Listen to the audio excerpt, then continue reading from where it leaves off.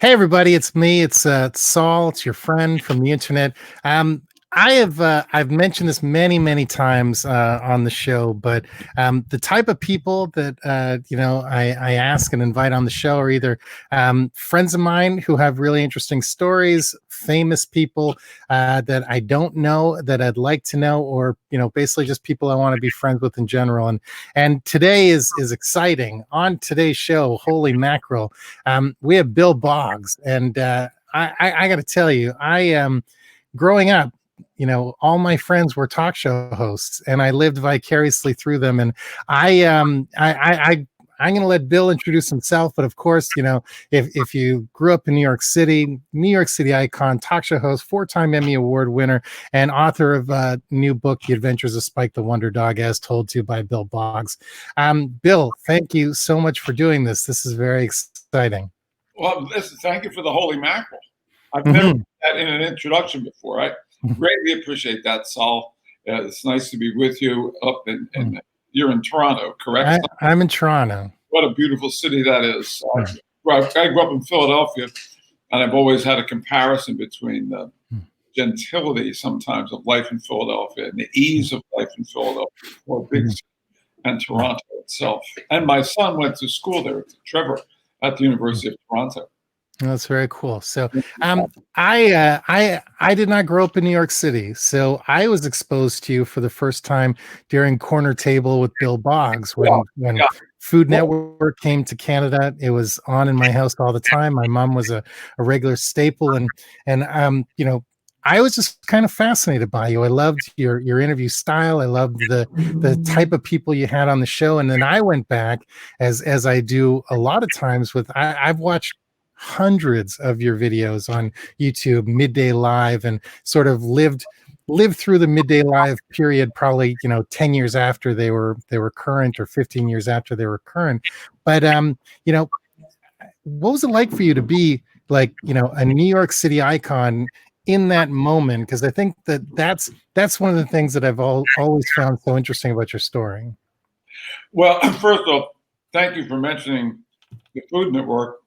I was on the Food Network, the Bill Boggs Corner Table show, almost as long as I was, which was a national show, almost as long as I was on Midday Live, Saturday Morning Live, while I was stationed at Channel 5, which was a big New York show, Midday Live. I did a weekend show called Saturday Morning Live.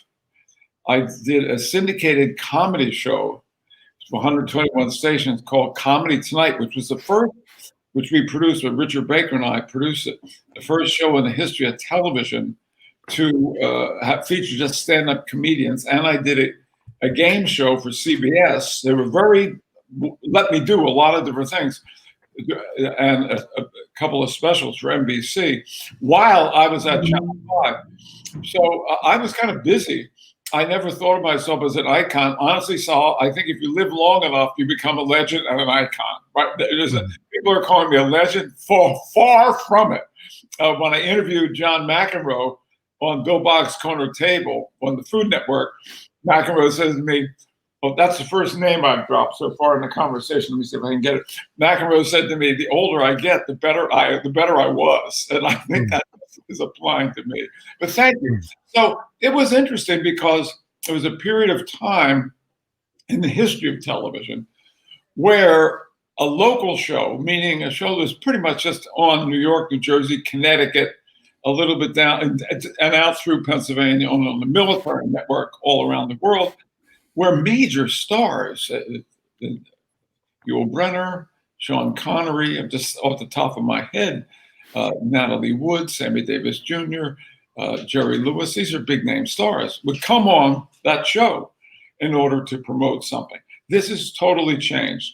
And at the time, I didn't realize it, but I actually was lucky enough to live through that period of time when major stars like that would come through. We also did a lot of serious issues because we were a so-called public affairs program. So a lot of transit strike issues we slept through. So I want to cover a lot of different, aspects of your career, but we should really start with Midday Live because that's sort of the. Oh, I think you should start with the book So, all right. Well, let's start with the book then. So I really enjoyed the book, and one of the things I really enjoyed the book, obviously it really played into my sense of humor. It played into my sensibility. It's got a disclaimer right on the cover, so people who have a delicate sensibility, at least you've got a waiver to protect yourself against. It's satire. The reason I interject that is this: we'll talk about Midday Live, but I'm thinking no one has picked up on yet. First, I'm going to read this. It's only a sentence. This is a beautiful magazine we just got a review, and it actually has a picture of me there with the original Spike, who was on in North Carolina. But this is what there's a context with Channel 5. There's a hilarious new novel I want to tell you about, The Adventures of Spike the Wonder Dog, as told to Bill Boggs. It's a darkly absurdist send-up of the television industry, itself a nonsensical environment written by someone who knows the ins and outs of the business like no other. So the reason I point that out is you asked me about Midday. I have used the book as an opportunity to send up aspects, to satirize aspects of things that actually happened on Midday. So when we talk about it, we can go back and forth between the reality of what happened, but no one, and I've done 33 interviews, has caught that element that I've actually satirized my own career on Channel 5 in the book. So let's just play off that since we have plenty of time here. Okay. Do you think writing it in this style is it's more approachable than just putting out a biography? I don't know who would be interested in reading my biography. It's like every relatively successful man and woman in America must write a memoir. I mean, it's not like you're Woody Allen or some person who's done all this. I think I could do it for family history, but unless it's so brilliantly written and has central themes that resonate with anyone, I chose to use fiction as a way to tell a part of my story. Some people who read it who know me really well think it is a memoir. You're really writing about yourself. Others who don't know me have no sense of that. Some who know me don't even see it, right? You don't have to know anything about me, Bill Boggs, in order to enjoy the book, Saul. But it's just the way it happened. I decided after my last TV show, which was on PBS, went off the air about 3.5 years ago, that I was going to focus on writing. I'm in my 70s now. I know people think I'm much older, but I'm in my 70s. And I thought, I've been chasing TV jobs all my life. I've had 15 different TV shows. Let's focus on writing now and see what happens. And I think we're getting good reviews. Everybody's saying they're laughing out loud. We can talk about the process later. Anyway, back to I just want to put that context. All right, well, I'm going to get to all my questions, but since you brought the book up and the book is front and center, obviously you've interviewed and met so many people. It's one thing to be interviewing people. What's it like to get a positive review from, like I saw Alan Zweibel, who's an idol of mine, having someone like Alan actually, who's maybe one of the greatest comedy writers in the history of the world, to read a piece of fiction and comedy fiction you've written and to sort of give it the his blessing. What's that feel like? Well, it's validations. It's like someone saying, "Hey, Saul, I called you. I saw your show. It was a really good show. You did a great interview." The simple word is validation. I spent 2.5 years of my life writing this. It's like I met Tim Allen in January. Oh, dropped another name. Sorry.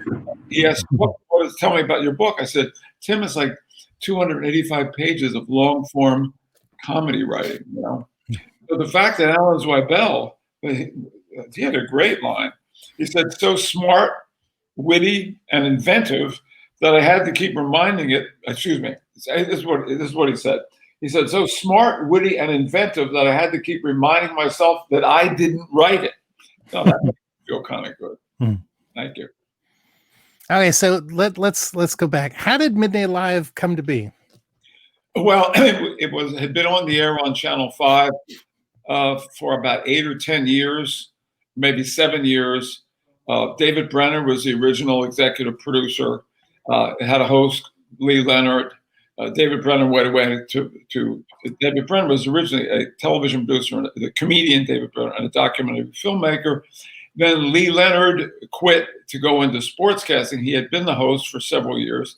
And there was a search for a new host. They had a lot of different guest hosts. They had Arthur Godfrey, Vivian Blaine, a lot of different people. And I heard about this, and you have to be aggressive. I was down in North Carolina doing Southern Exposure, just like the character in the book. And then an offer came. I went up to New York to audition for a week. And apparently I must not have screwed up too much because they liked me and gave me the job.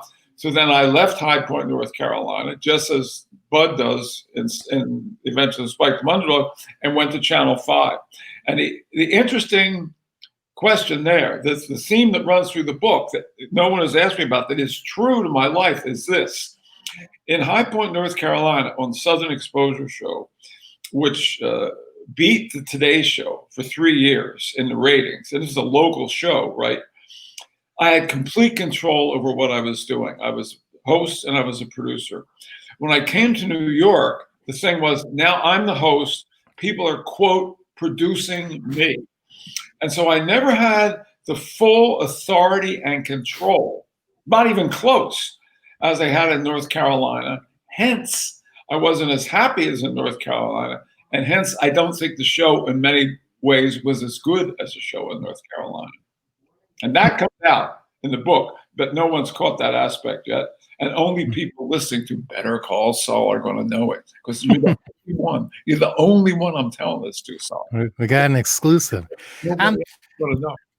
So I've always been fascinated by talk show hosts, and Conan O'Brien has a podcast right now where he satirically is trying to make friends with the people who's been on his show and things like that.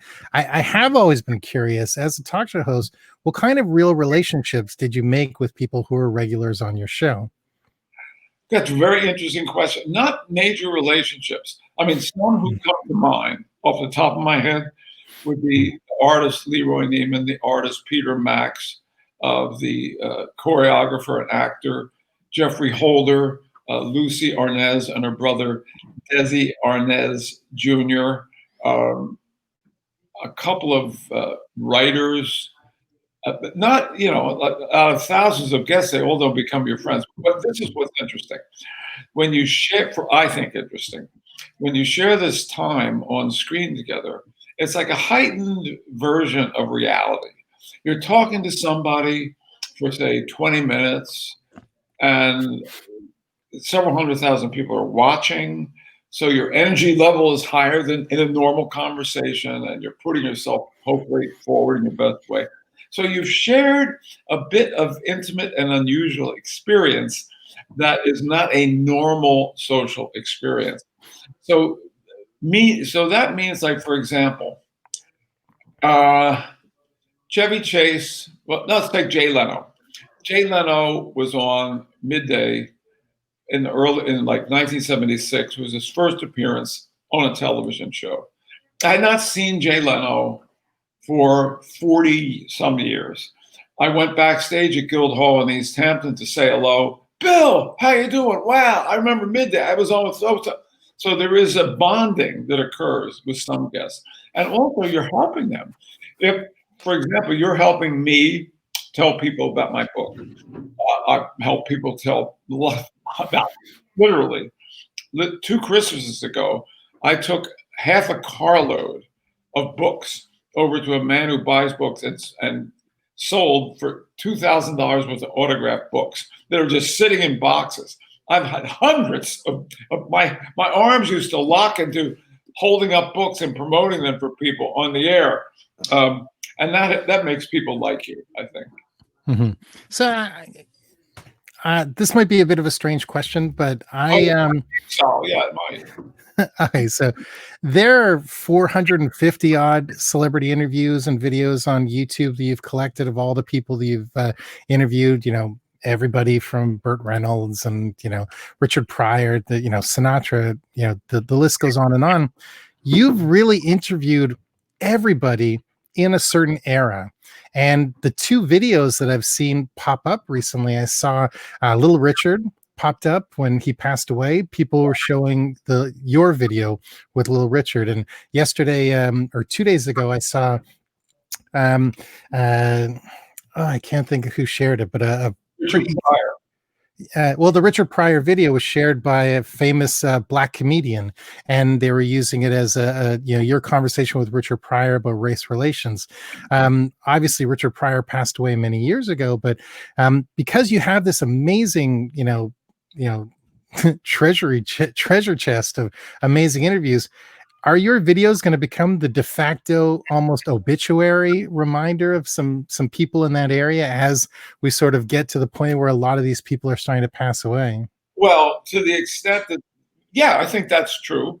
There are two things that are interesting about this, Saul.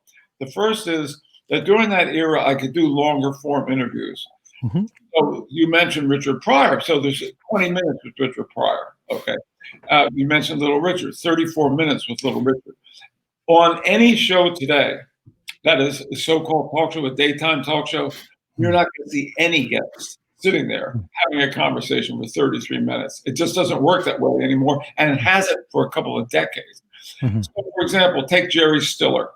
Please take him. He was on Bill Boggs Corner Table on the Food Network, and as soon as I saw that he died, in memory of him, I put it up on YouTube. Some of the, by the way, someone's watching now because we're spending a lot of time talking about the YouTube channel. Go to Bill Boggs TV, Boggs, Bill Boggs TV on YouTube. It's free. Please subscribe, support the channel. I've invested like thousands of dollars in taking these tapes, digitizing the tapes. So some of the Natalie Wood, Miles Davis, Sammy Davis Jr., Frank Sinatra are four examples of recent documentaries. Maurice Hines, where parts of my interviews have been in there. But I'm not the only one. Dick Cavett has, I think, the definitive collection. He's the real icon. Dick Cavett is the real legend. I'm just like a little guppy following along after Dick Cavett. Oh, so you mentioned Cavett, and everybody knows about Cavett's relationship with Muhammad Ali and things like that. You had an interesting relationship with Frank Sinatra. So was Sinatra almost, to what Muhammad Ali was to Dick Cavett, was Frank Sinatra to Bill Boggs, or am I blowing this out of proportion? Yeah, you're comparing apples and oranges, Saul. First of all, I don't know what the Cavett's relationship was like with Muhammad Ali. I mean, he was on the show. Muhammad Ali was on my show 3 times, and I was with him twice socially. Terrifically charming, amazingly handsome man, an amazingly handsome guy, just great and really witty. The first time he was on, he came bouncing into the studio like this. The second time he was on, he came walking into the studio. And the third time he was on was just at the end of his career after he had lost the fight to Larry Holmes. He was walking on his heels. You could tell he was damaged. And he had one more fight, Trevor Berbick. And so I actually saw the progression of the brain damage over the course of, 8 years with Muhammad Ali. Frank Sinatra, it's just a totally different situation. So I read a story somewhere that the first time you met Frank Sinatra, you actually snuck into one of his performances dressed as a bellboy. Is there any truth to that? Well,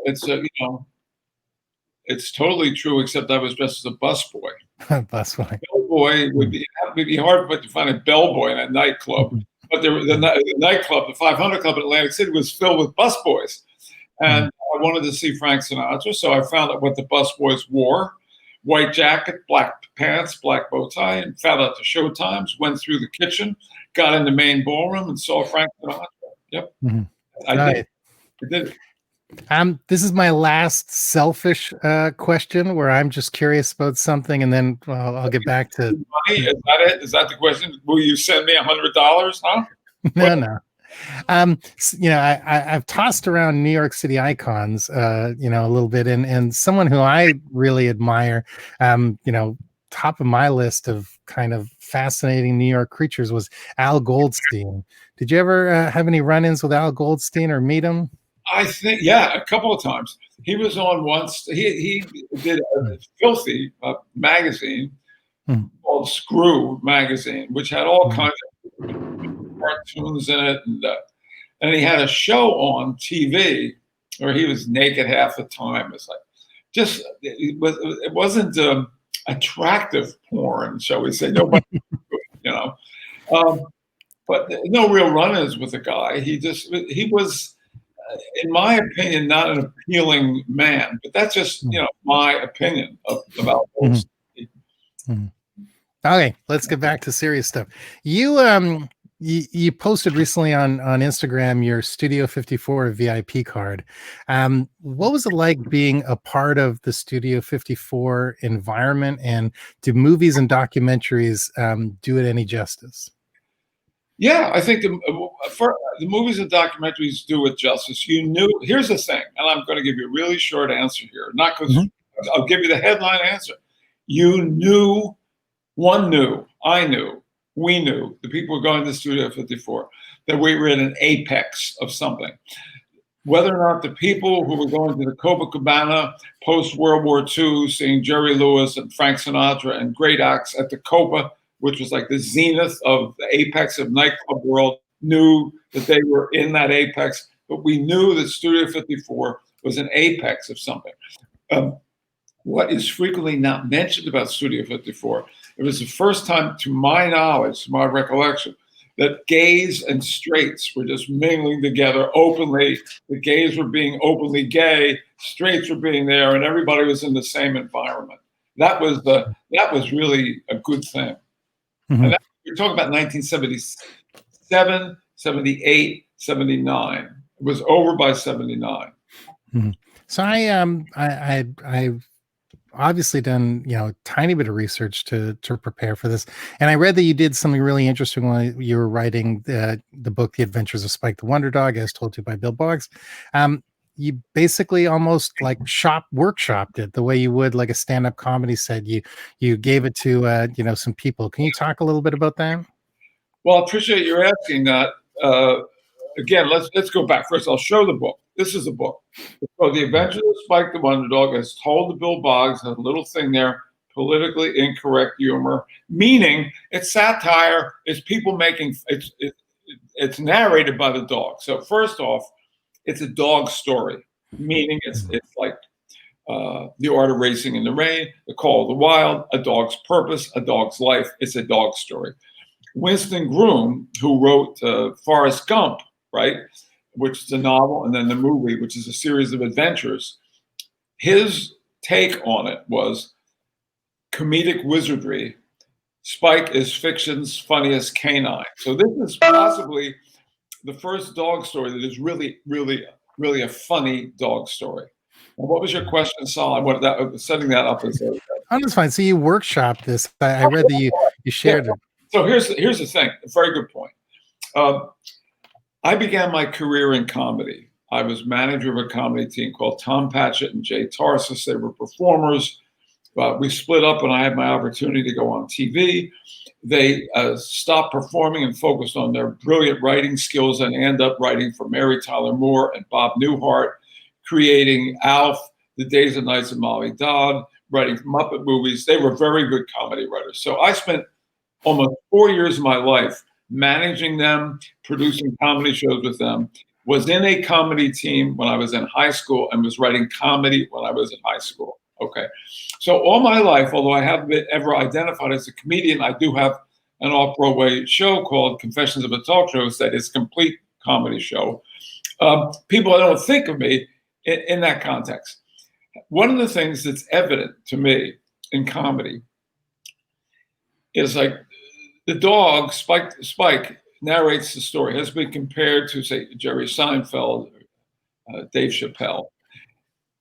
I thought, this is funny. My beloved girlfriend Jane, who is reading the New York Times here, just a few feet away from True Beauty over there, she thought it was funny.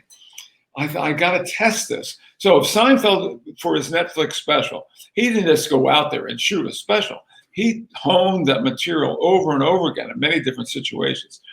So I took 10 people I knew, and here was the premise, Saul. I said, I will take you to dinner, and you have a month.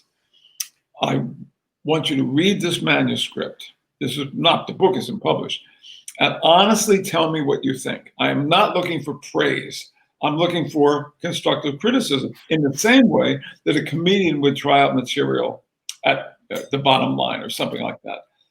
So the whole process took 2.5 months by the time everybody actually read the book. And I talked, all 10 of them, laugh out loud funny. You really have something here.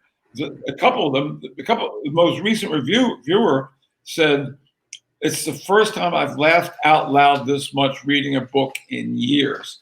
So then I knew with the Adventures of Spike the Wonder Dog, I had something that was accomplishing my goal of entertaining people, right? I knew that I had a funny dog. So appreciate your asking that question, because it's an interesting way to delve into the process. And in comedy, what I think is the need to have a certain validation. So you don't just think, hey, who would want to write a book that is only funny to them, but you think it's supposed to be funny to everybody else? Mm-hmm. Do you think the book is being received so well, for a couple of reasons? Obviously, it's a really wonderful book and everything, but also with everything that's going on in the world, like there's a lot of darkness and there's a lot of sadness going on, and like we're clinging on to humor, and we're clinging on to distractions, and we're clinging to things that are going to bring a little light into the world. And obviously this book does it. Do you think, obviously you didn't create COVID-19, this wasn't a marketing stunt or anything to promote the book, but in some way with people looking for something, that the news is just we're talking about people dying and people getting and rioting and protesting, that if anything people are craving good. Yeah. So Saul, look, I knew that I'd be out on the trail talking about my book. Mm-hmm. I know that I would be facing what the New York Times said, insurmountable odds to sell books. No bookstores are open and so forth and so on. But Saul, the one thing I do know is that short of a vaccine, right, laughter is, in fact, the best medicine. Jane and I, when watching television, find ourselves, we just watched the whole first season of Space Force, which is a satire on the military and politics. And in the same kind of way, my book, The Adventures of Spike the Wonder Dog, is a satire on human foibles and television and show business. I didn't know that I'd be promoting it under these circumstances, and I feel that if somebody wants to laugh, I can help. There's no question. There's no question. No one who has read the book has not said it's not laugh out loud funny, and we've already had hundreds of people read the book. Has anyone reached out to you to try to license the rights to the pants enhancer? Wouldn't we like that? We would like that. No, I'm going to have to try. It's in the hands of 2 agents right now. I hope they're not watching, because they only think they each have it exclusively. But it's in the hands of 2 agents, Saul. And this week, I want to turn some of my attention to exactly that. Content is king. Funny generally sells. We'll see what I can do. But I have this fantasy, and here it is. It's a goal. The goal is, I wrote the book. I got a publisher, which was not easier. It's Post Hill Press, longtime publishing house. Sell the book. Have people enjoy the book. Get a back-end deal for a movie for hundreds and hundreds of thousands of dollars. Charter a yacht and take my lifelong friends on a cruise for about 10 days. That's my goal. Mm-hmm. That's my goal. So that's very cool. So you've interviewed everybody. I think I've said that probably 6 times now.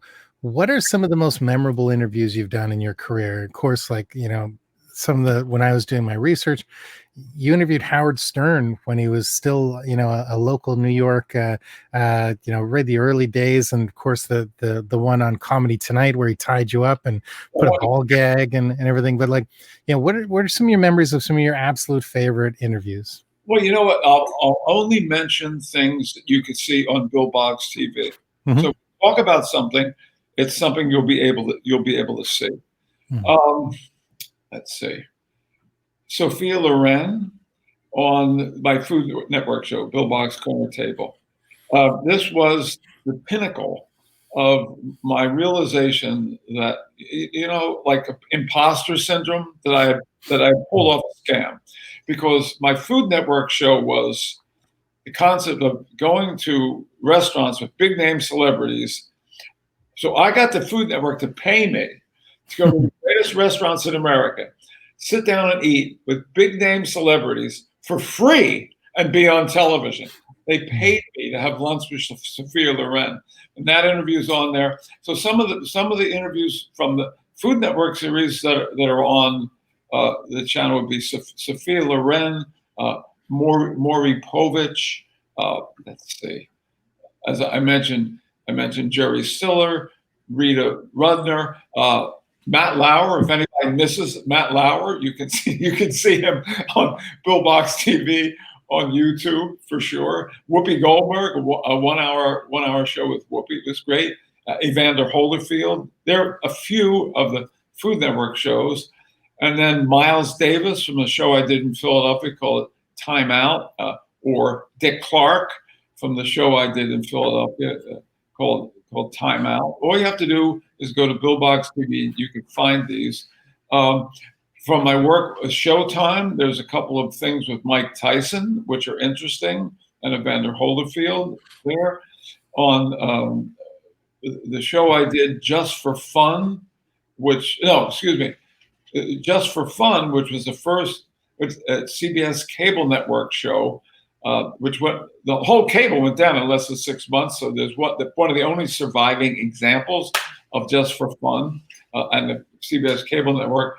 And then on Midday, the end of my Sinatra interview is there when he gives a toast, and Roy Cohen and Gore Vidal debating each other is there on Midday.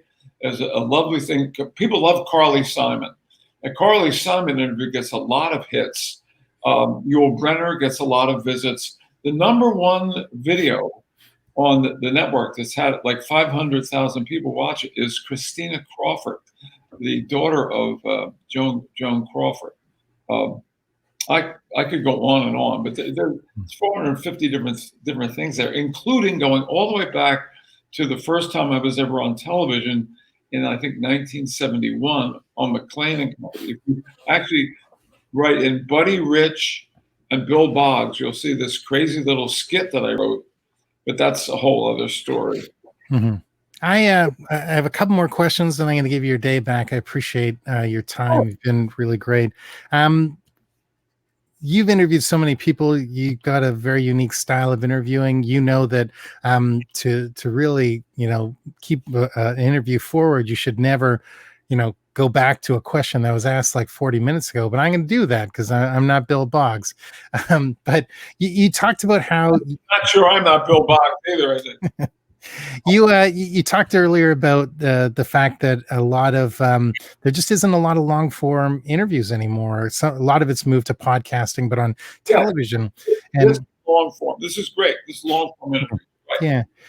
Do you do you feel that the talk show format, or at least the broadcast talk show format, has really been hurt by the structure of it now is really, you're going to talk for 6 minutes, you're going to tell a cute anecdote, and then we're going to try to come up with something to put on YouTube, where like there aren't really that meaningful conversations like you had with Richard Pryor. So I don't think there's going to be, anybody with a volume of videos like you've got, where there's thousands of hours. There's going to be hundreds of 45-second to 90-second clips of things instead of meaningful conversations. And so has that changed? And do you think it's good or bad?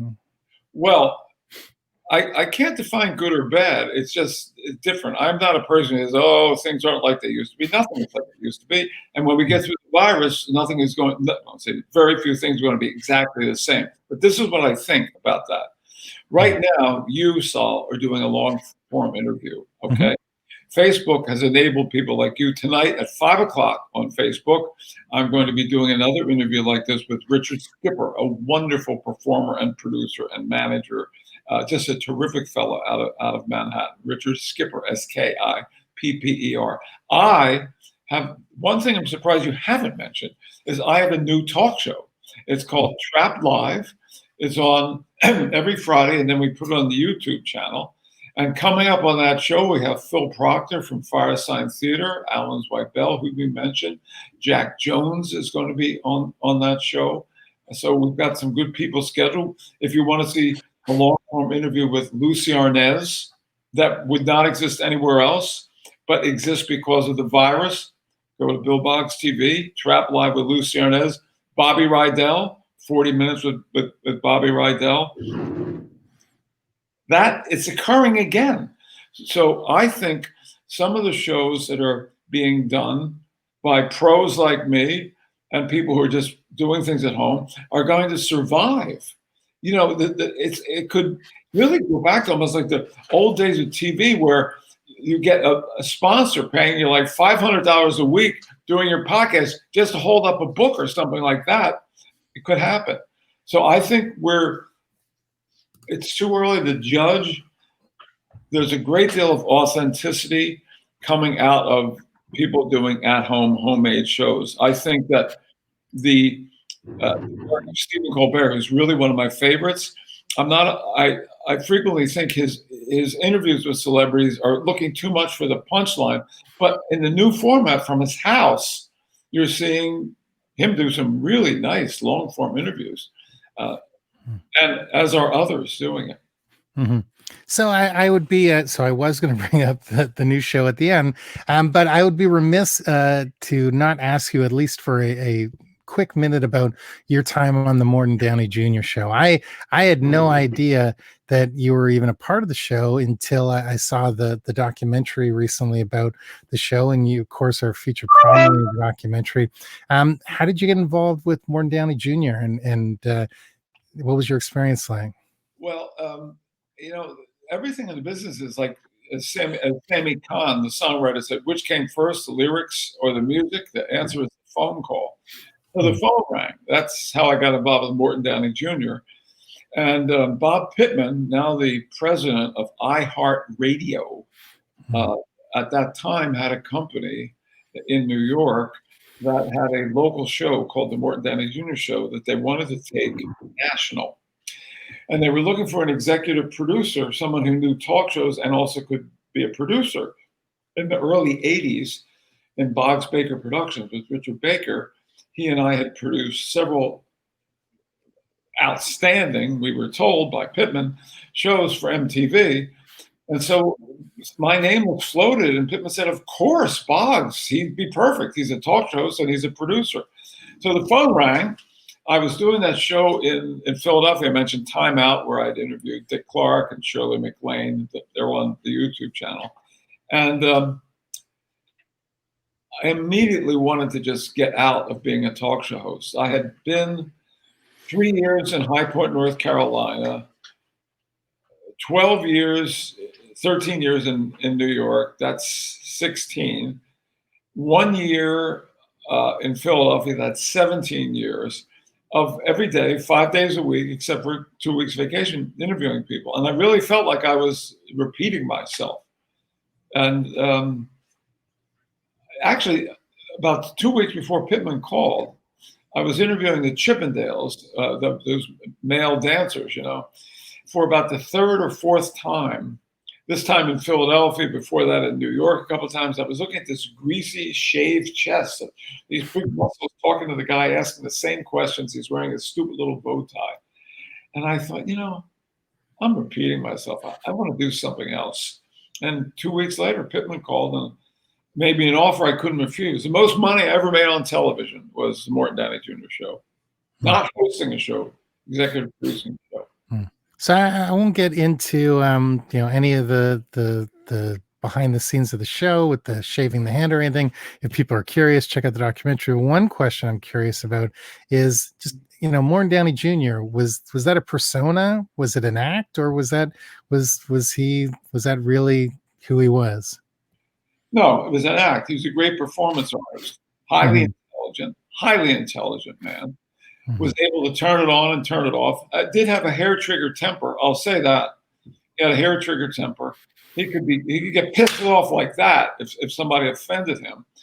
But when he walked out, he was performing. Great performance artist, Morton. I'll tell you a quick story of his intelligence. Please. We had James Earl Ray, who was in prison for admitting to killing Martin Luther King, but never had a trial. Well, the whole time he's in prison, he's trying to say, I really didn't do it. I shouldn't be here. Wrote me as executive producer of the Morton Downey Jr. show. Excuse me just a second. James, would you get me some more water, please? Out of the bottle. So James Earl Ray wrote me, Secaucus, New Jersey. Here now I'm holding in my hand. It's a letter from James Earl Ray. That's Jane in the background, you just saw her. And he wants Downey to interview him. He wants the opportunity to tell his story. So we set it up. It took a while with the prison, Universal that run the Downey show, that we would go to the Brushy Mountains State Prison, fly into Knoxville, Tennessee. So it's Morton Downey Jr., me, and the senior producer, Peter Goldsmith. We fly down. We get to Knoxville. We get in our hotel room. We go to out to dinner at one of those restaurants. I remember it had some plastic menus. I always remember with the pictures on it. And Mort was at this point like Elvis. Everywhere he went, Mort, people going like that. Show us your Red Sox. So the waitress is like really coming on to Mort. Mort's looking at the waitress. So Mort spends the entire night with the waitress, entire night. We had to go find him in his room. She comes staggering out. So Mort comes out. I only had about 2 hours sleep. Right. So we get in the car. I'm behind the wheel. Peter Goldsmith is here, and Mort's lying in the back seat. He says, wake me up 15 minutes out. Brief me. So 15 minutes out, we hand him this coffee, which we had in the car. He gets up. He's drinking the coffee. Okay, brief me. So Peter Goldsmith has a list of 14 questions. 1, 2, 3, 4, 5. And the opening. Mort's, okay. We go in, we go through all the stuff. We're in the room. There it comes out. It's James Earl Ray. I mean, it's almost like plays like a movie in my head. He sits down and Mort reels off. Opening. Question 1, question 2, question 3, all the way to question 14, just like that. And then we left. That's crazy. Bill, thank you so much for doing this. Please tell people how to get in touch with you, how to find out more about your videos, how to order the book. Please. I'll start with the book. This is the book, The Adventures of Spike the Underdog as told to Bill Boggs, okay? I'll read one review on the back. Bill Boggs has hit a home run with his highly original and hilarious satire on everything. Mark Elliott, New York Times bestselling author, okay? Anywhere books are sold. Orderspike.com takes you to Amazon. If you're in Canada, figure out how you buy a book and buy it. Father's Day gift. And anywhere books are sold, it's Post Hill Press, The Adventures of Spike the Underdog, as told to Bill Boggs. If you want to follow me on Twitter, it's @RealBillBoggs. I'm on Facebook as me. Spike the Underdog is fun to follow. On Instagram, it's Spike_Wonderdog on Instagram. Spike_Wonderdog. And he is on Twitter as @SpikeWonderdog. And of course, my website is BillBoggs.com. And the thing we've spent, and I'm really grateful for the time and the really kindness and the encomiums that you've extended. Oh, Bing Crosby used that word. You can see him use that word on Bill Boggs TV on YouTube. Go to Bill Boggs TV, subscribe. It's free. We like to have subscribers. it shows me that people are behind what I'm done. This is Bill Boggs TV is essentially my library. The Museum of Broadcasting has its tapes in New York. They'll be there, but the world will see them on YouTube for sure. So that's it, Sal. All right. Thank you so much for this. This was a real honor. I appreciate it. Well, Sal, you're a gentle, lovely man, really. What do you do once you're, you turn the mic off, Saul? I own and run a non-traditional marketing agency specializing in marketing stunts and spectacles. Marketing stunts and spectacles. You would have been very good with Morton Downey Jr. He was a walking marketing stunt and spectacle, without question, Saul. Well, thank you. If you have any ideas for helping to sell the Adventures of Spike the Wonder Dog with a spectacle, let me know. In the meantime, it's a pleasure. Thank you very much. We're grateful. All right. Thank you.